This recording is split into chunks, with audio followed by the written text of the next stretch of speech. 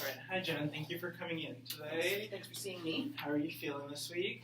I've been better. Okay, we'll get to that. So before we start, I just want to go over and reiterate the client acknowledgement form. So just remember that counseling is a confidential process designed to help you address your concerns and come to a greater understanding of yourself. So it can be a lengthy process, it can bring out emotions, but just know that I'm here to help you work through it, and we'll work together on how to come up with the best solution for your problems. Okay. Alright, so counseling involves sharing sensitive personal and private information, and it's always confidential between you and I. So that brings me to my next point, so confidentiality.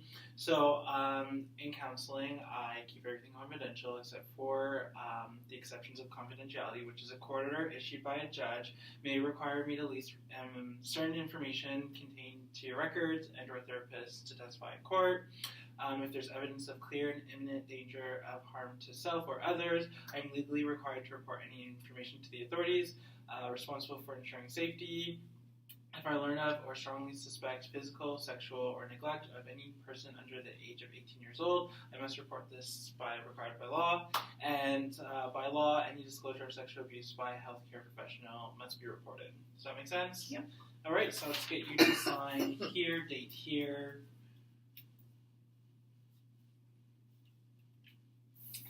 Perfect, thank you. And this will always be accessible to you in your file. Okay. All right, so let's put this in your file. All right, so what do you want to talk about this week? I'm still struggling with the guilt about the situation. I don't really know what to do about it.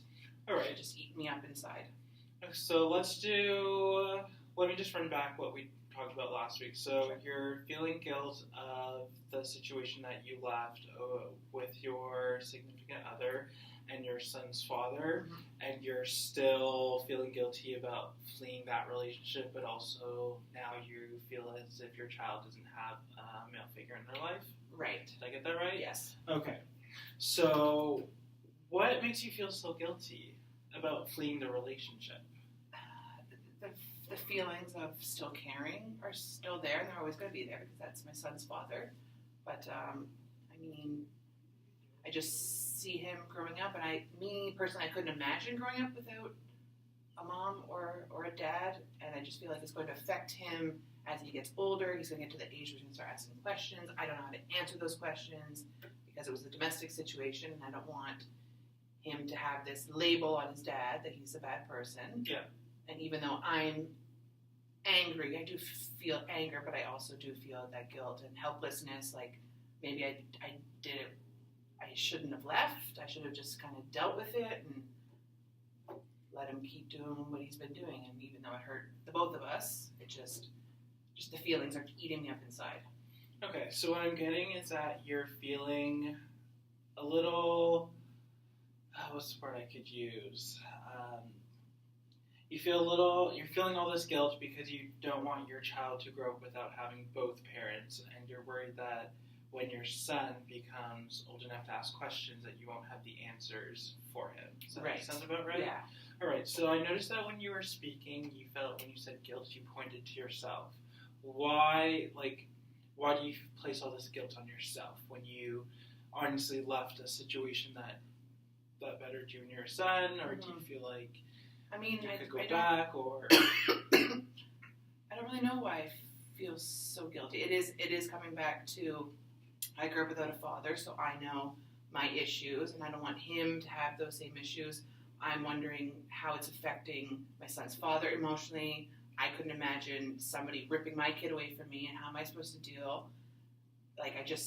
It's a mixture of feeling guilty for my son and feeling horrible that I took this child away from somebody.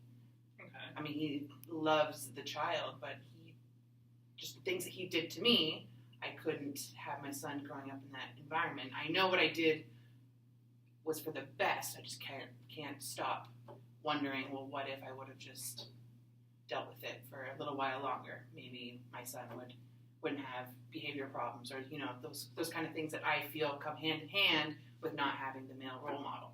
Yeah. Honestly, Jen, did you notice when you pointed to yourself and you're like, if I could have stayed, or I'm doing better by myself? Do you feel like you're doing better by yourself? Like, do you acknowledge that? Cause I have good days and bad days. Okay. There's days where I don't get out of bed. I thank the Lord for my mother being there to kind of say, you know what, your son needs you. He needs you to be a mom. So I've decided to go back to school, show him that it's okay to be a single mom. I want to show to him that it doesn't really matter. You can do whatever you want to do. It's just me growing up without the father in my life. I kind of have these issues, and I don't want him to have those same issues when he's my age. Yeah. So I don't know what services are available that we can kind of, I just want all the resources I can possibly get to kind of help him, but help me. I need to be helped before I can help him, basically. Yeah, and that's a good thing to acknowledge, that you want to help yourself so you can help better your child. Mm-hmm. So a lot of people don't recognize that. So you should give yourself a pat on the back for that, because that's Thank honestly you. a great accomplishment. And we do have resources. We can talk about that after. So are you close with your mom? We have our disagreements. She never really liked the son's father, and I can see why. Okay. But we grew up just me and her until I was 14, and then she got remarried, and then we kind of, I think I resented her a little bit, and possibly that might be something that me and her can work on, like working on our relationship. Yes. To benefit, basically the main priority is my son, so everybody involved in his life needs to have a great relationship with each other. Yeah. So, I think we could work on our own relationship. Okay. And do you think because of your son, that's what's made you and your mom closer? Because you just mentioned that you all have to have a positive relationship because of him. Certain things we're not on the same page about, like our parenting styles are a little bit different. Okay. Again, we're talking about raising a child in 2017 versus raising a child in the 90s. Okay. Things are different in terms of technology. She doesn't agree with some of my things that I let slide. So we butt heads about that because I live with her, and I feel like I can't overstep what's going on. Like, she's giving us a place to stay. While I go back to school, I don't have to work. Like, she's just letting this happen, so I don't want to butt heads with her, and I don't want to ruin what we have right now. But Okay. but it's frustrating. Like, I'm the mom, I make the decisions, but at the same time, you know what I mean? Like, I just don't want to hurt anybody's feelings, I guess. All right. So what you're saying is that you are very grateful for where your relationship is now with your mom. Yes. And you're happy that she is there to support you and help you with your son, and you are just struggling with that balance of he's my child, not yours. Mm-hmm. All right, so we can definitely talk about some options about that. But it still comes down to just like the feeling guilty. Like, I can't just wrap my mind around why I'm feeling guilty. I'm ridiculously angry, and I know that I need to let go of that anger so that I can heal. Because if I'm angry, nothing's going to get fixed. Like, I'm aware of these things. It's just this wall in front of me that I can't cross, and I can't figure out what strategies I can use. Do I need a hobby? Like, I don't know. I'm always, when he goes to bed, when I'm done my motherly duties in the daytime, I'm like, okay, now what? I'm lonely, like, it's just, I wanted this big happy family, it didn't work out, and then I feel like I'm to blame. And why do you blame yourself? Looking back, there's things that I could have done to make him happy, I guess. Okay. Do you feel as if the things, when you say there's things you could do to make him happy, do you feel like that would have taken over your own happiness and your own wants? No, I was miserable the whole time, and I see that more now. Obviously, I saw it there, but it's the cycle of violence, and you just kind of, you think things are going to get better, and you're hoping they get better, and then they don't, and then right then you're like, oh, I'm at my wit's end, and all of a sudden things are fine. You're in your honeymoon stage for a couple weeks. There was plenty of times where I tried to leave, and it was, I called my mom, and she booked a plane ticket, and he refused to drive me to the airport, so police came to the house, said, want to make sure you're safe, and it was manipulated enough that I just said, yeah, no, I'm fine, I don't want to go, when really I did. You know? Yeah. So. Alright, well, not a lot of people escape domestic violence, so that is definitely an accomplishment that you have. So you should definitely be proud of that. And moving forward, what we should do is we should write down your guilts, Okay. and then go through them and see how we can get to the other side of guilt. So how we can go from being guilty to not being as guilty, or see if there's a happy medium where you can start to get over that bridge of happiness and not worrying about those guilts. Okay. All right, so why don't we book another session and we can get into that. So, yeah. Okay. All right. Thank you so much. No problem. It's nice meeting you. You too. Thank you. Hi, Patrick. Thanks for Hey. seeing me.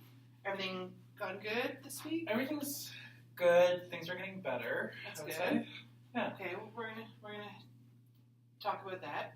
Is there anything you want to tell me about what's been going on? Or Yeah, can you actually just go over that form again? sure. Let me get it from your file here. So it's our client acknowledgement form. It just goes over the risks and sorry, goals and benefits of counseling.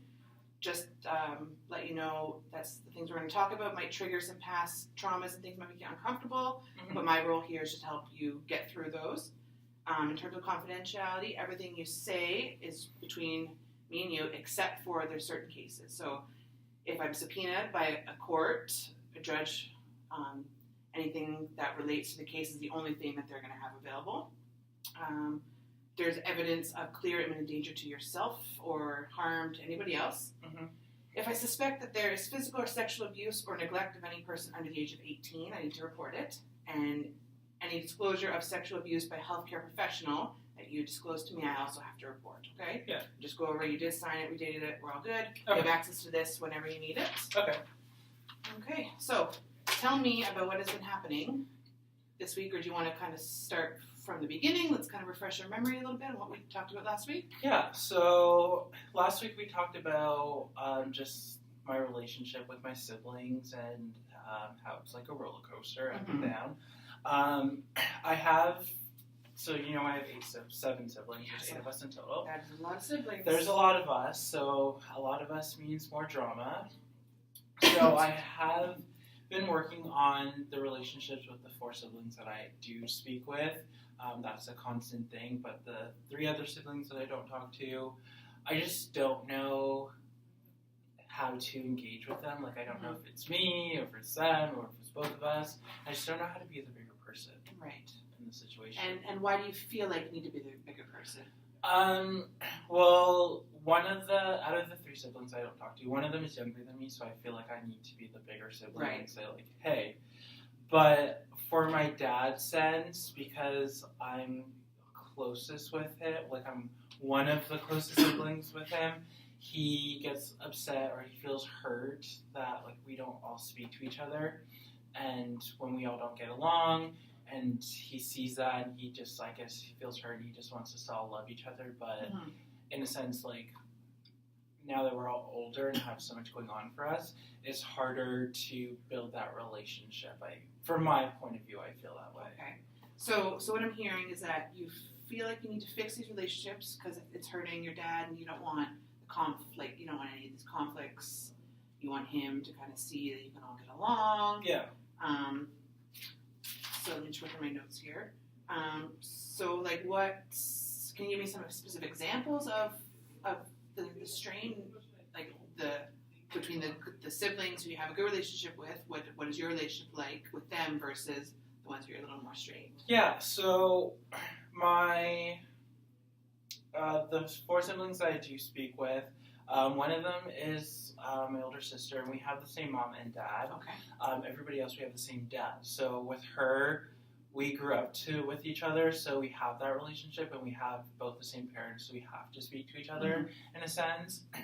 My 2 older brothers, my oldest brother, so the firstborn, like I grew up with him, so like we have that relationship, and right now we're taking the steps to kind of become closer because we haven't really like talked much because like he's busy, he has 2 kids, like he's married, I'm in school, I'm working, so we're taking the steps. And my younger sister, I grew up with her, so like I live with her, so we have that relationship, so I generally like have that, like, that's my younger sister, like, don't talk to her, like, Right, you know. like the protective big brother. Yeah, kind the of thing. protective big brother thing, and, like, my other older brother, although, like, we didn't start speaking till, like, I was, like, in grade 5, which is, like, on my dad's part. Mhm. He and I, we talk every once in a while, and he always asks me, like, how I'm doing, so he gives me that brotherly love. Mhm.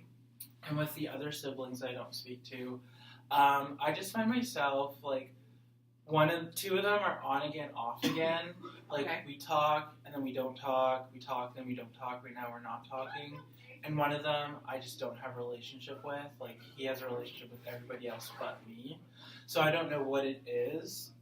Sometimes I feel like with the sibling that I don't have the relationship with. So, like, I used to think that he didn't like me because like, I'm closest to my Right, dad. that there's Like, animosity yeah. between. Yeah.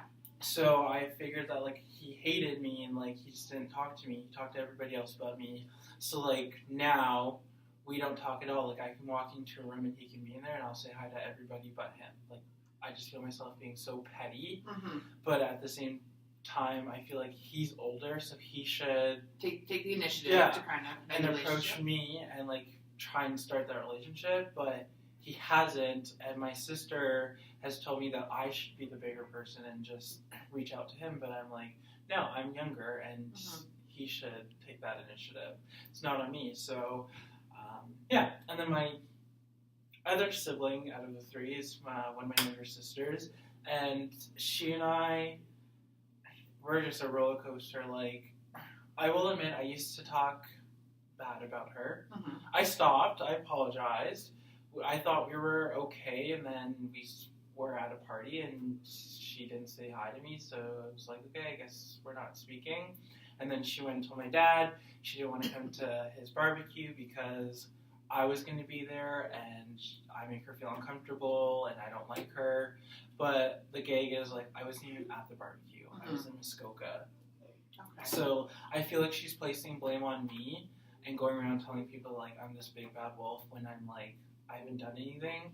And my motto is, or my thinking is, if you have a problem with what I said and I don't remember, then you should be able to quote me. If you can't quote me, then we don't have a problem. Okay.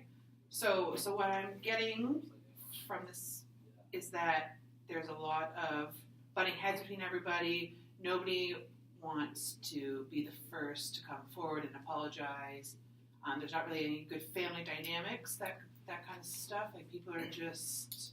I would say, like, there's a dynamic between, like, a different dynamic between each sibling. Okay. So, like, I'm closest with my older sister because we have that bond, but she's closer, but she can have a relationship with this person, but it's different. So we all have, like, different love for each other, but it's just, we're not all on the same page. Not one big cohesive unit. Yes. Okay.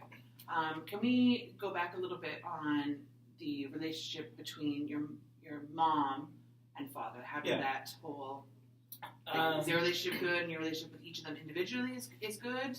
Yes. So they divorced when I was in grade 3, and I remember, like, the arguing and all that. And then it kind of felt like we had to choose sides. Okay. And so... And that must have been really tough on a... It was. If I didn't have my older sister, I don't know what I would have done. Okay. It was, like, to see the arguing, and then when they got a divorce, I remember being at the law office, but, like, didn't really realize I was at the law office until, like, years afterwards, because I was in grade 3, so I thought we were just, like, at an appointment. But it got better because they co-parented really well. Okay. And then when I got to the age where I could play them both, it was better. Mm-hmm. Like, I could go to my dad and he could let me do this. My mom would let me do this. So they were always good co-parents, and whenever they didn't see eye to eye, it got awkward because then they would try and say, like, oh, tell your dad this or tell your mom this. So you want to be the middleman. Yeah, like, I didn't want to be that. So I kind of felt like I had to choose sides, but then I lived with them, like, on and off, like, each year. So now I'm at the point where I have a good relationship with them. I recently just came out to both of them. That is so wonderful. Yeah, so like I feel very happy right now, and I feel like loved. Like not that I didn't feel loved before, but now I feel like I can be my true self, and that they both accept me. So yeah, our relationship's good, and their relationship is good. Like they will call each other and be like, "Hey, like I'm going to the grocery store. Like, do you need this?" Even though my dad's remarried and my mom is single, but like, yeah. Okay, so let's see. What solutions do you think that needs to have? Like, what would you like to see happen to resolve this? Do you want, like, we can offer you group therapy with everybody. We can do individually counseling. We can do family counseling. My goal here is to make your goal of counseling that you listed here is to fix that relationship. So I want to see that happen. So I want to work with you and kind of figure out what solutions that we can come up with. I feel as if maybe family counseling. Okay, so I can get an appointment made for you for that. Yeah, I feel like my dad should be there because he's like the creator of all of us. Mm-hmm.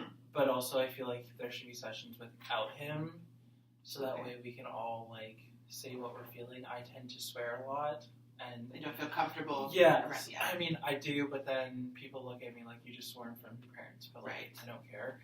I think also I want to continue with this individual therapy. Okay. You feel like it's benefiting you? Yes, Okay. because I feel like I had this conversation with my sister, and sometimes my personality and this way that I say things can be taken the wrong way, and I'm working on that. But at the same time, like that's me, Right. and so I don't want the siblings that I don't talk to get offended because I like roll my eyes and say like, okay, well that's stupid. Mm-hmm. But like meanwhile, like I don't really mean it like that. Right. So like if you can't read me appropriately, then like I don't know. I feel like that's an issue on your end. So we need to kind of open up the lines of communication a little bit more effectively. Yes. And kind of, okay, so we can do that.